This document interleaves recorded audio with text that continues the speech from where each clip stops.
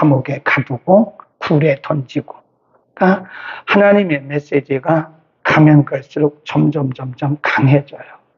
그러니까 사람이 하나님께서 말씀하실 때 들으면 그게 복이 됩니다. 듣고 깨달으면 그게 은혜인데 그 말씀을 듣고도 깨닫지 못하면 그게 나중에는 큰 하나님의 징계가 되는 거예요. 하나님은 항상 양면을 다 가지고 계시거든요. 한 면에서는 사랑, 한 면에서는 공의입니다. 듣고 깨달으면 그게 다 내게 복입니다. 근데 그걸 듣고도 깨닫지 못하면 결국은 그것이 하나님께 징계받는 기회가 되더라. 그래서 하나님은 얼마나 화가 나셨으면 7장에 보면 예레미야 선지자에게 말씀하시기를 너는 다시 이 백성들을 위해서 기도하지도 마라. 물론 하나님의 본심은 아니시겠죠. 이 백성들을 위해서 기도하지 마라. 이 백성들은 기도해도 소용없는 백성들이다.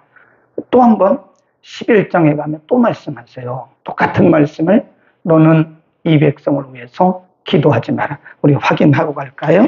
7장으로 갑니다.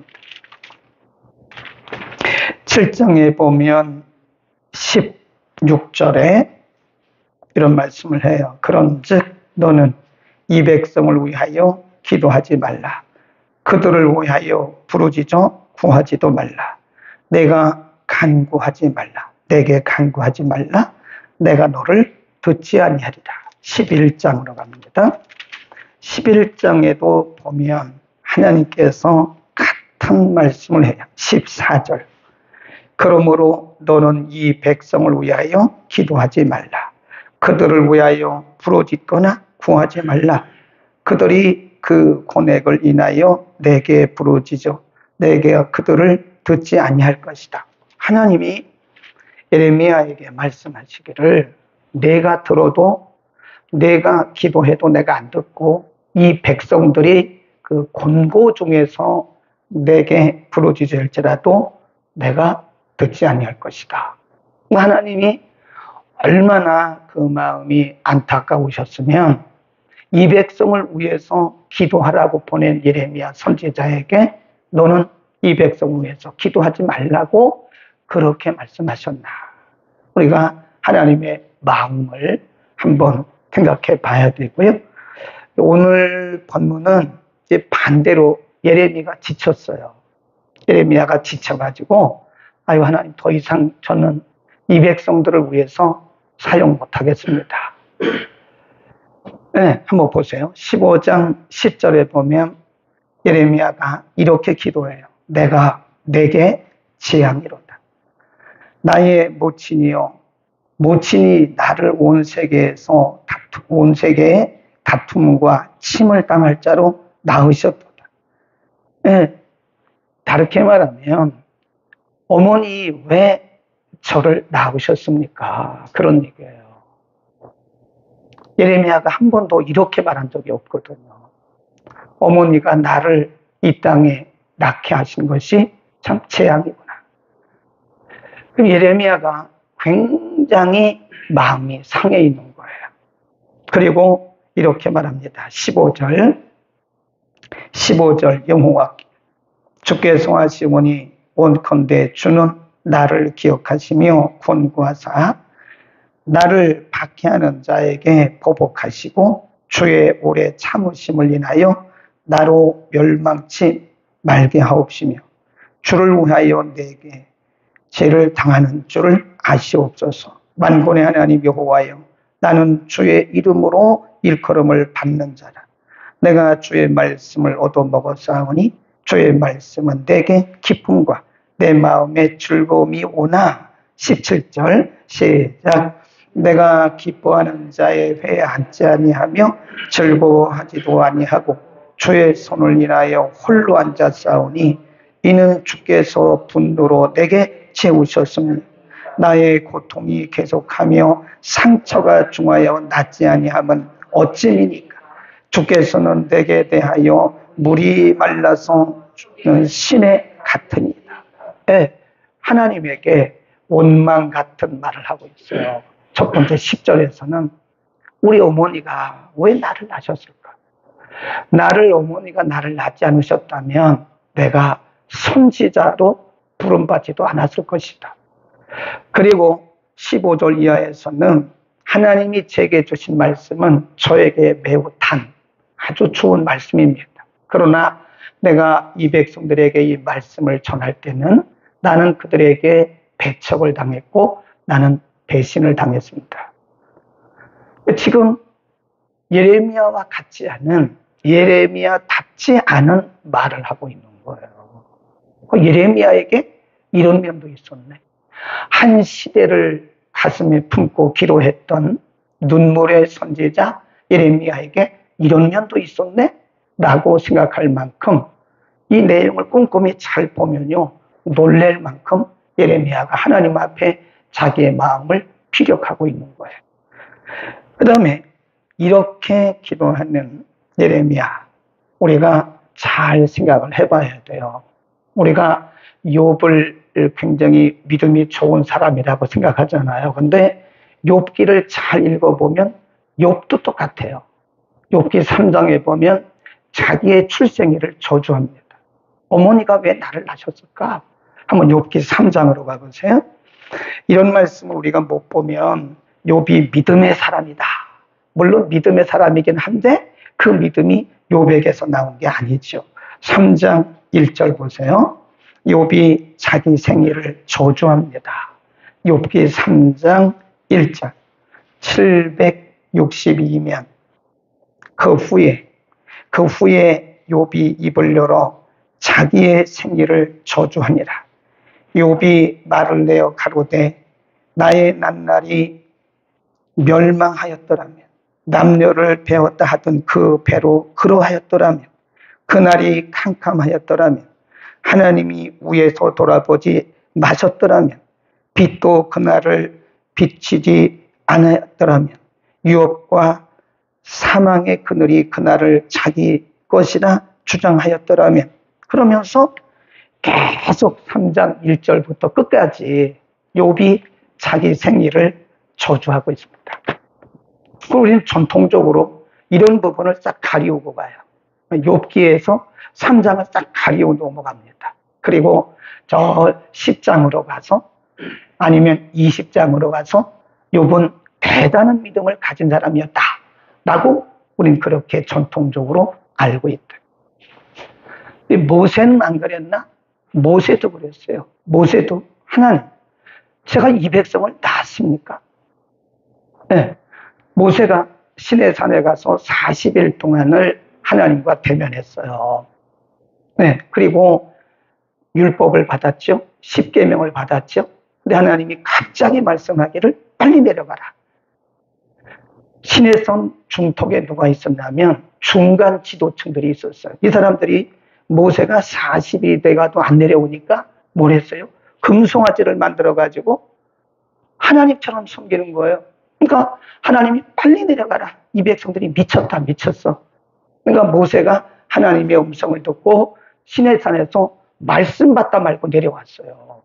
그리고 그때 한 말을 들어보세요. 자, 우리 출애굽기로 갑니다. 출애굽기 32장으로 갑니다. 출애굽기 32장 30절부터 봅니다.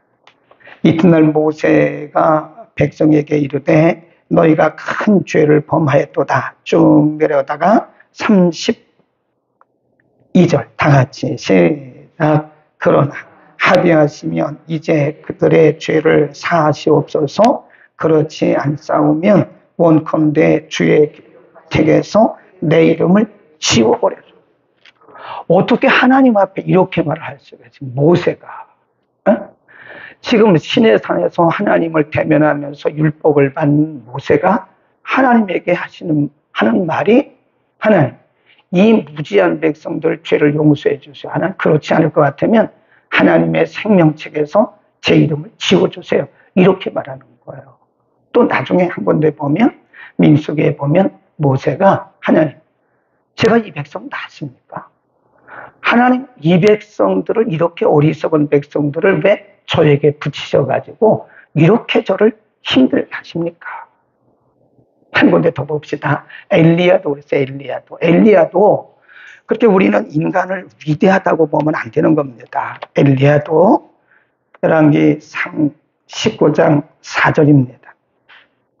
이제 이세벨이 하는 얘기가 내가 너를 24시간 안에 죽이겠다. 그러니까 엘리야가 도망을 쳐요. 저 불새까지 가가지고 로뎀나무 아래 가지고 서서 누워가지고 이렇게 기도해요. 열왕기상 19장 4절 시작. 스스로 광야로 들어가 하루기쯤 행하고 한 로뎀나무 아래 앉아 죽기를 구하여 가로되 여호와여 원하오니 지금 내 생명을 취하옵소서. 나는 내 열조보다 낫지 않습니다. 표현을 그렇게 해서 그렇지 사실은 엘리야 하나님 저 데려가 주세요. 데려가 주세요. 내가 사실 내 스스로 내 목숨을 끊을 수는 없습니다. 그러니까 내 생명을 취해가지고 데려가 주세요. 그런 얘기입니다. 그러니까 성경이 아브라함부터 시작해서 아브라함도 온전한 사람이 아니에요. 우리가 아브라함을 믿음의 조상이라고 말하지만 아브라함도 자기 아내를 너무 예뻐서 죽게 생겼으니까 거짓말을 해. 우리 부부 아니다. 그러니까 애굽 사람이 아브라함의 아내를 빼앗았다가 꿈에서 왕에게 알려주셨어요. 남의 아내니까 손대지 마라. 아브라함도 매우 비겁한 사람이에요. 모세도 내 생명을 취해달라고 말했던 거예요. 불의 사자였던 엘리야도 하나님 저 죽여주세요 라고 말했던 사람. 우리는 욥이 얼마나 믿음이 좋다고 생각합니까? 그러나 욥기 3장을 읽어보고 나면 아 그게 아니었구나 라고 말할 수 있어요. 이후에도 신약에도 많고 구약에도 많다. 그러면 성경이 왜 지금 엘리야의 이런 약한 모습을 보여주고 또 예레미야의 약한 모습을 보여주고 모세의 약한 모습을 보여주고 또 심지어는 욥의 이런 인간적인 약한 모습을 보여주느냐. 이건 뭐냐? 위대한 사람은 없다. 거기다 써놓으세요. 위대한 사람은 없습니다. 하나님이 위대하실 뿐이에요.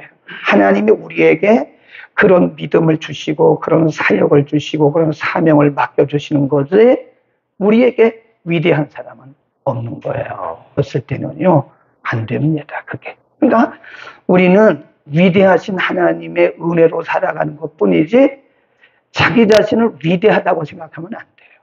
엘리야도 자기가 그렇게 무너지리라고 생각을 못했을 거예요. 모세도 자기가 하나님 앞에 그렇게 말하리라고 생각을 못했을 거예요. 욥도 자기가 그렇게 하나님 앞에 기도하리라고 생각을 못했을 거예요. 예레미야도 마찬가지입니다. 공통점이 뭐죠? 우리는 다 연약한 사람들입니다. 위대한 사람은 없어요. 위대하신 하나님이 우리를 그렇게 붙드시고 그때그때 힘을 주셔서 우리가 이겨나가는 것 뿐이지. 그러니까 우리가 생각을 잘해야 돼요. 우리 자신에 대해서 너무 낙심하지 마세요. 우리가 때로는 아무에게 말 못하지만 우리 자신을 스스로 돌아볼 때 아, 내가 목사야. 내가 목사가 이 정도밖에 안 돼. 믿음이? 그럴 수 있어요. 네. 우리 자신에 대해서 너무 낙심하지 말라고요. 그리고 다른 지체들에도 정죄하지 마세요. 아무도 정죄할 수가 없어요. 아, 저 사람이 믿음이 저거밖에 안 됐어? 저 사람이 장로였어? 저 사람이 권사였어? 저 사람이 전도사였어? 저 사람이 안수집사였어? 이렇게 말할 자격은 우리에게 아무도 없다는 거예요. 근데 우리는 그런 일을 많이 하고 있어요. 아, 저 사람 믿음이 좋은 줄 아는데 믿음이 없네? 근데 막상 우리도 그런 문제에 직면을 하면 똑같은 현상이 나타날 수 있다는 거예요. 우리는 때로 이렇게 기도하잖아요. 하나님, 내 인생 앞에 아무런 문제도 없게 해주세요. 하나님은 그런 하나님 아니거든요. 근데 우리는 그렇게 기도해요. 하나님, 내가 하는 모든 일들이 다 일취월장 잘 되고 만사형통하게 해주세요. 그건 우리의 생각이지 하나님은 그런 분이 아닙니다. 하나님이 아무리 우리를 사랑하실지라도 우리 앞에 어떤 문제도 없이 그렇게 가게 하시는 그런 하나님은 아니에요. 만일 우리가 하나님을 그렇게 알고 있다면 여러분은 하나님을 전혀 잘 모르고 있는 거예요. 기도는 할 수 있겠죠, 모르니까. 그러나 하나님은 우리 앞에 어떤 문제도 없이 하신 그런 분이 아닙니다. 단 우리가 알아야 할 것은 문제가 있으나 문제를 이기도록 해주신다는 겁니다. 아멘. 바울이 문제가 없었습니까? 우리의 조상들이 문제없이 신앙생활 했습니까? 사역의 현장에서 얼마나 많은 문제들을 만났습니까? 사도 바울 같은 경우는요, 사람들에게 뭐라고, 심지어는 고린도 교회 성도를 조차도 사도 바울에게 뭐라고 했냐면, 당신 누가 사도로 세우셨어요? 당신은 어디서 사도 임명받았어요? 사도의 표 내세요. 이렇게 말했던 교회가 고린도 교회입니다. 고린도 교회가 성령 충만한 교회 아닙니까? 네. 초대교회 가운데 가장 은사가 많이 나타난 교회가 고린도 교회예요. 그런데 그 교회가 바울에게 뭐라고 그래요? 당신 누가 사도로 세웠어요? 사도의 표 내세요. 이렇게 말했다는 거예요. 사도 바울을 거짓말쟁이라고 말했던 교회가 고린도 교회입니다. 사도 바울에게 가장 마음을 아프게 했던 교회가 은사가 충만한 교회였었어요. 그러니까 우리가 생각할 때 우리가 주를 위해서 살아가고 복음을 전하고 기도하고 앞장서서 일할 때 우리 앞에 아무런 문제가 없다고 생각하지 말라는 것을 지금 강조하고 있는 거예요. 에레미야는 자기의 고향 아나도 사람들에게 배신당했어요. 아나도 사람들이 앞장서 가지고 선동을 하면서 에레미야를 괴롭혔어요. 그럴 수 있다니까요. 예수님은 안 그랬어요. 예수님도 나사렛 사람들이 제일 예수님을 많이 배척했잖아요. 그러니까 지금 오늘 본문을 통해서 우리에게 주시려고 하는 내용이 뭐냐면 인간은 연약하다 이거예요. 예레미야가 위대한 것이 아니라 글을 쓰시고 그에게 순간순간 이길 힘을 주셨던 그분이 위대하다는 겁니다. 그러니까 우리는 내가 위대하다고 생각해서도 안 되고 사람을 위대하다고 우리가 말은 하지만 사실은 위대한 사람은 없다라고 생각하세요. 누가 위대해요? 하나님. 하나님 이렇게 말씀하세요. 마지막으로 한번 보세요. 그렇게 말하는 예레미야에게 하나님이 말씀하세요. 11절 여호와께서 가라사대 내가 진실로 너를 강하게 할 것이요 너로 복을 얻게 할 것이며 내가 진실로 내 대적으로 재앙과 환난의 때에 내게 간구하게 하리라. 하나님 말씀하기를 걱정하지 마. 예레미야가 그렇게 믿음 없는 소리를 한다고 해서 하나님이 야, 너 그렇게 믿음이 없어. 그렇게 말씀하지 않고 아 그렇구나. 하나님이 이해를 해주시는 거예요. 그렇구나. 그러나 걱정하지 마라. 내가 너를 도울 것이고 너를 방해하고 너를 반대하고 너를 핍박했던 사람들이 내 앞에 와서 이제 무릎을 꿇는 그날이 오게 될 거야. 라고 하나님이 말씀하는 거예요. 그 다음에 19절도 보면 여호와께서 이같이 말씀하시되 내가 만일 돌아오면 내가 너를 다시 이끌어서 내 앞에 세울 것이며 내가 만일 천한 곳에서 귀한 것을 취할 것 같으면 너는 내 입같이 될 것이고 그들을 내게로 돌아오려니와 너는 그들에게 돌아가지 말지니라. 쭉 그러면서 내가 너를 악한 자의 손에서 건지며 21절 무서운 자의 손에서 내가 너를 구속하리라. 하나님이 뭐예요? 책임지겠다. 그러니까 인간은 연약해요. 인간은 연약하기 때문에 매번 그런 건 아니지만 때로는 우리가 연약한 자신의 모습 때문에 절망하고 낙심할 수 있으나 하나님이 우리 각 사람에게 맡겨주신 사명 때문에 그 사명 때문에 하나님이 우리를 붙드시고 우리를 통해서 일하신다는 사실을 믿기를 바랍니다. 그러니까 자신에 대한 과신하지 마세요. 누구도 자기 자신을 과신하지. 저도 마찬가지고 자기 자신을 위대한 믿음이라고 착각하지 마세요. 욥도 그랬는데요. 그러나 중요한 것은 우리는 약하지만 하나님께서 우리를 강하게 하신다는 거예요. 하나님이 우리의 길을 책임져 주시고 하나님이 우리와 동행해 주시고 하나님이 우리를 이기게 하신다. 그래서 우리는 누구를 바라봐야 돼요? 하나님만 바라봐요. 자기를 과신하지도 말고 다른 사람들을 과신하지도 마세요. 네, 우리가 사람은 다 비슷해요. 그냥 우리가 존경하고 사랑하는 것뿐이지 하나님 외에는 위대한 자는 이 땅에 아무도 없다. 정죄할 것도 없어요. 그분은 하나님이 책임을 져요. 우리는 가끔 우리의 지체들이 믿음이 연약해지는 걸 보면서 막 정죄합니다. 집사님 그러면 안 돼. 반대로 생각하세요. 여러분도 그런 상황에 빠지면 그렇게 될 수 있습니다. 우리가 교훈은 할 수 있죠. 그러면 안 된다고 믿음을 가지세요. 담대라고 말은 할 수 있지만 뒤집어서 생각하면 나는 어떨까? 우리도 그럴 수 있다는 거예요. 차라리 집사님 사람이니까 그럴 수 있어요. 우리는 다 약해요. 다도 마찬가지예요.